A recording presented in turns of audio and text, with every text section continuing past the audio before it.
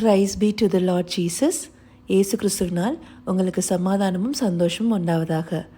இன்றைக்கி நம்ம பார்க்கவிருக்கிற வேத பகுதி ஏசையா 9வது அதிகாரம் 6வது வசனம்.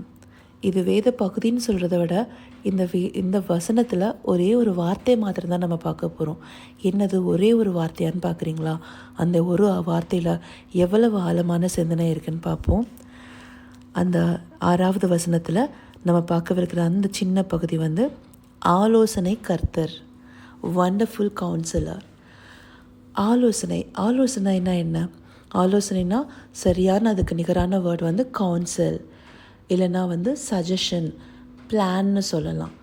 ஸோ இது எதுக்கு நம்மளுக்கு இது தேவைப்படும்? எதுக்கு கவுன்சில் தேவைப்படும்? எதுக்கான ஒரு விஷயம் நம்ம சஜஷன்ஸ் எதிர்பார்ப்போம்? ஒரு டெசிஷன், ஒரு முடிவு பண்ணுறதுக்கு. அந்த முடிவு பண்ணும்போது நம்மளுக்கு பலவிதமான ஒரு சஜஷன்ஸ் இருக்கும்போது நம்மளுக்கு நல்லா அதை நேர்த்தியாக அந்த டெசிஷன் எடுக்க முடியும்.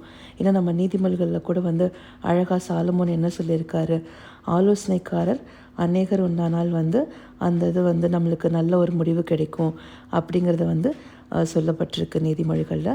இன்னொரு இதுலேயும் கூட ஆலோசனை நம்மளுக்கு நிறைய பேர் கொடுத்துக்கும் போது அந்த முடிவு ஸ்திரப்படும், நல்லா ஸ்ட்ராங்காக இருக்கும்னு சொல்லியிருக்கார்.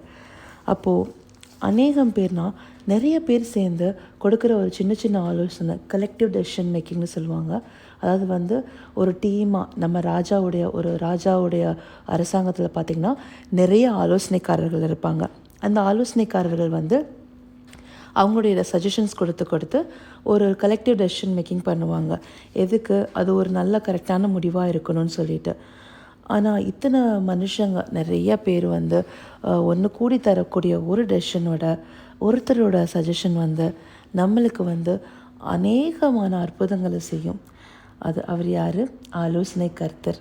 ஆலோசனை கர்த்தர்ன்றது அவருடைய நாமம்னு சொல்லப்பட்டிருக்கு.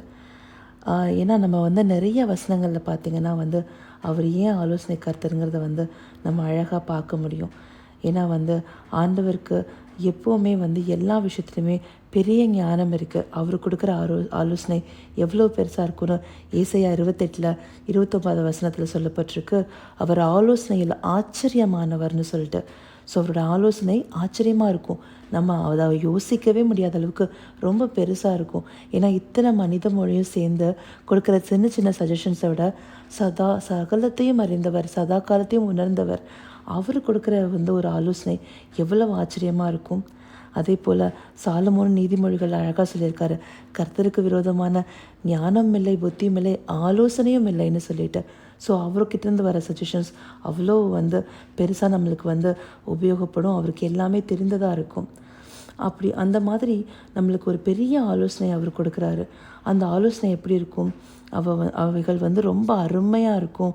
அவைகளின் தொகை எவ்வளவு அதிகம்னு சொல்லிட்டு தாவீது சங்கீதம் 139:17 வசனத்தில் சொல்கிறாரு.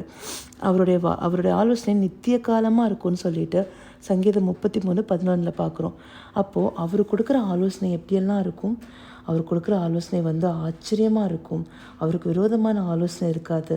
அவரோட ஆச்சரியம் அருமையாகவும் அவையோட தொகை ரொம்ப அதிகமாகவும் இருக்கும். அவருடைய ஆலோசனை நித்திய காலமும் இட்டர்னலாக இருக்கும். ஸோ அந்த மாதிரி ஒரு ஆலோசனை தர கர்த்தரை நம்ம எப்பொழுதுமே துதிக்கணும். தாவீது அதை தானே சொல்கிறாரு, சங்கீதம் 16:7 எனக்கு ஆலோசனை தந்த கர்த்தரை துதிப்பேன். ஏன்னா அவருடைய ஆலோசனை, தாவீதே ஒரு ராஜா, அவருக்கு அநேக ஆலோசனைக்காரர் இருப்பாங்க. ஆனால் அவரை பார்க்கிற ஒரு பெரிய ஆலோசனை யார்? நம்ம ஆலோசனை கர்த்தர்கிட்ட போய் கேட்குறாரு. ஏன்னா அவருடைய ஆலோசனை எண்ணி முடியாதவைகள். அப்படி நம்ம அவர்கிட்ட போய் நம்ம ஆலோசனை கேட்கும்போது அவர் என்ன செய்வார்? சங்கீதம் 32:8 கொடுக்கப்பட்டபடி, நான் உனக்கு போதித்து நீ நடக்க வேண்டிய வழியை உனக்கு காட்டுவேன், உன்மேல் என் கண்ணை வைத்து உனக்கு ஆலோசனை சொல்வேன். ஸோ அவர் நம்ம மேலே முழு பார்வையோடு, அதாவது அவருடைய முழு சிந்தையும் நம்ம மேலே இருந்து அவர் நமக்கு நம்மளுடைய ஆலோசனையை காண்பிப்பார். அந்த வழியில் நம்ம நடக்கும்போது நம்மளுடைய பாதை எப்படி இருக்குன்னு நம்ம சொல்லவா வேணும்? அதே போல் அவருடைய ஆலோசனைப்படியெல்லாம் நம்ம நடக்கும்போது அவர் தன்னுடைய மகிமையில் நம்மளை ஏற்றுக்கொள்வார்னு சொல்லிட்டு சங்கீதம் 73:24 சொல்லப்பட்டிருக்கு. அப்படி தேவன் தர ஆலோசனை மூலமாக நடக்கும்போது நம்மளுக்கு நிச்சயமாக அந்த டெசிஷன் வந்து எவ்வளவு சரியாக இருக்கும். ஏன்னா நம்மளுடைய பார்வை வந்து ஒரு குறிப்பிட்ட காலங்களுக்கு தான் இருக்கும். நம்மளுடைய பார்வை வந்து ஒரு குறிப்பிட்ட பர்வசிவ் லிமிட்ஸ்குள்ளே தான், அதாவது ஒரு குறிப்பிட்ட ஒரு எல்லைக்குள்ளே தான் இருக்கும். ஆனால் அவருடைய பார்வை அப்படி இல்லைங்க. அவர் நம்மளை சிருஷ்டித்தவர், அவர் எல்லாத்தையும் அறிந்தவர், சகலத்தையும் அதே போல் சதா காலத்தையும் உணர்ந்தவர். உங்களுடைய ஃப்யூச்சரில் என்னெல்லாம் கான்சிக்வன்சஸ் இருக்குன்னு தெரிஞ்சு அதுக்கான ஒரு டெசிஷனை கொடுக்குறவர். அந்த மாதிரி ஒரு ஆலோசனை வந்து யாராவதால கொடுக்க முடியுமா? அது ஏசாயா 40:13 ரோமர் 11:34 சொல்லப்பட்டிருக்கு. அவருக்கு ஆலோசனைக்காரனாக இருந்தவன் யாருன்னு சொல்லிட்டு. சம்டைம்ஸ் நம்ம என்ன பண்ணுவோம், நம்ம ஜெபத்தில் போயிட்டு அவருக்கே சில பிளான்ஸ் கொடுப்போம். ஆண்டவரே இதை பண்ணிடுங்க, இது இப்படி பண்ணிடுங்க, இது இந்த மாதிரிலாம் பண்ணிங்கன்னா நல்லாயிருக்கும்னு சொல்லிட்டு. அந்த மாதிரி நம்ம ஆலோசனைக்காரராக இருந்து அவர்கிட்ட ஏதாவது இது பண்ண முடியுமா?